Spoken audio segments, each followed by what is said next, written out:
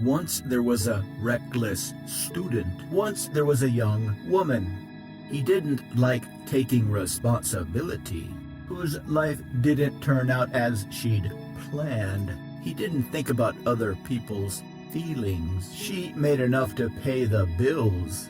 After he finished high school and pay the rent and save up a little bit, he wanted to study medicine. But when she was very young, he wanted to become a surgeon. She wanted to become famous, not because he wanted to help people.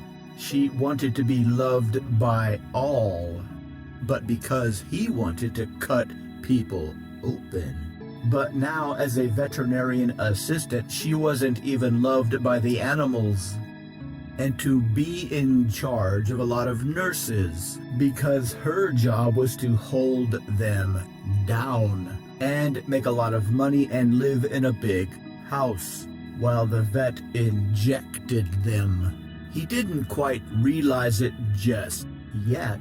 She didn't have a boyfriend, but he was growing into a very powerful sociopath, nor did she go on many dates. And potentially a psychopath. She was always too depressed to feel attractive. One night, he was driving home from a party. Her resting face was too scary for most would-be suitors, and he was very, very drunk.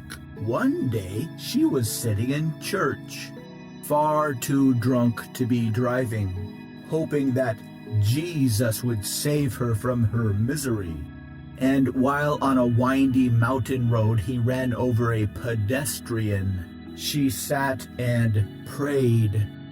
He stopped to make sure, after the service had ended, that he was dead so that he wouldn't incriminate him. But she fell asleep.